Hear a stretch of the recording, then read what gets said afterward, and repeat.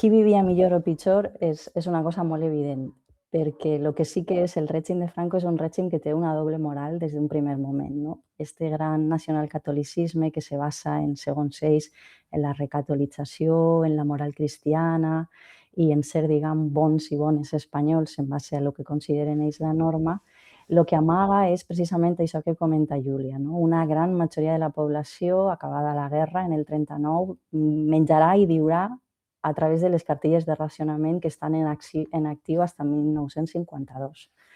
N'hi ha gent que es mor literalment de fam, la penúria, la violència, la repressió, i alhora tenim elits que no tenen per què ser simplement elits econòmiques i, diguem, d'estatus social, sinó elits vinculades a l'afecció, a la dictadura, que viuen d'una manera solvent i que tenen accés a queviures i a certes prebendes a través de lo que és l'estraperlo, el mercat negre o precisament esta cadena de favors. És un règim molt clientelista i és un règim en el qual les classes no van tan marcades, que sí, per l'estatus econòmic, sinó per la, diguem, el culte, diguem, el culte al líder i al règim.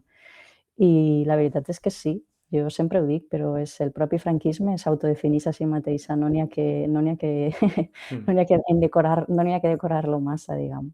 No només ser bon espanyol o espanyola, sinó també ser bona dona, no? Ahí tenim l'exemple del Patronato de les Bueno, periodistes Maria Palau i Marta García, que també parlem llarg, no?, sobre el tema. bueno, clar, és que quan parlem de repressió, a vegades la gent ho enfoca molt o malentén pensant que repressió, quan parlem de repressió i de violència política, és quan t'afusellen o quan et claven en una presó. I no és així. La repressió en el règim de Franco és una quinta essència de la dictadura Mm. i forma part de la seva natura des del cop d'estat. Recordeu esta, diguem, filiació africanista de molts dels militars colpistes, i la veritat és que n'hi ha moltes violències i moltes repressions. N'hi ha repressions econòmiques, amb les incautacions de béns dels vençuts, el denominat dinero rojo de la república, que n'hi ha, diguem, una crida per part de l'estat franquista.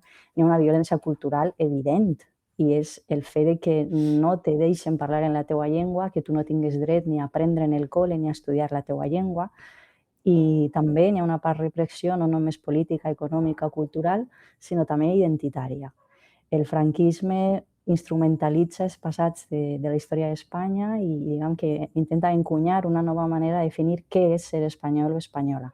Mm. I ahí també les identitats sexoafectives, doncs, formen part d'aquest absolut binarisme de lo que seria lo cis heteronormatiu adornat amb una caspa molt rància de catolicisme molt, diguem, també molt ferotge, en el qual els rols de gènere suposen la proactivitat de la masculinitat i, diguem, la submissió de la feminitat, no? Mm. Les dones han de ser decents i submises i els homes, en aquest valor quasi del guerrer, del lluitador, del soldat, tenen aquesta posició en l'àmbit de la vida pública d'agents actius en el règim.